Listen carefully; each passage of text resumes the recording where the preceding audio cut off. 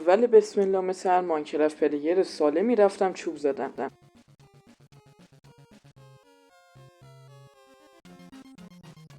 بعدش هم از سر خوششانسی خیلی زیادی که دارم به 3 تا گوسفند برخوردم و همه اونا رو درست کشتم و درست اینجوری بهتون بگم که شب اول دیگه تخرمون اوکی شد. صفا سیتی آنتالیا. بعدش تصمیم گرفتم که کمی تکنولوژی خودم رو آپگرید بکنم و به سنگ برسم.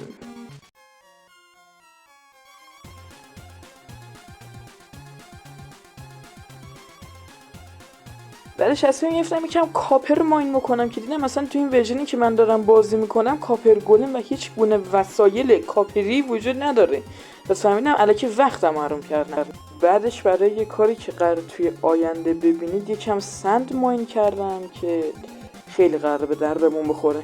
اینو جدی دارم میگم. بعدش تصمیم گرفتم بیس زمینی خونه‌مو بسازم، چون میخوام این خونه خیلی کوچیک و نقلی بسازم که بتونم توش زندگی بکنم. فعلا دنبال خونه‌های بزرگ نیستم واقعیتش.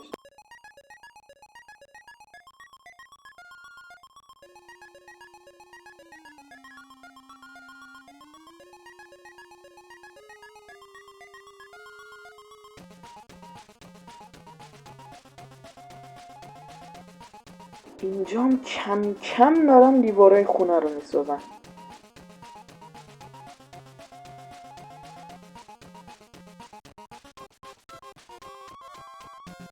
اینجا هم داشتم سقف خونه رو با یه نوع چوب دیگه میساختم که به نظر خودم خیلی باحال شد. و اینجا هم تازه رفتم که توی خونه رو دیزاین بکنم.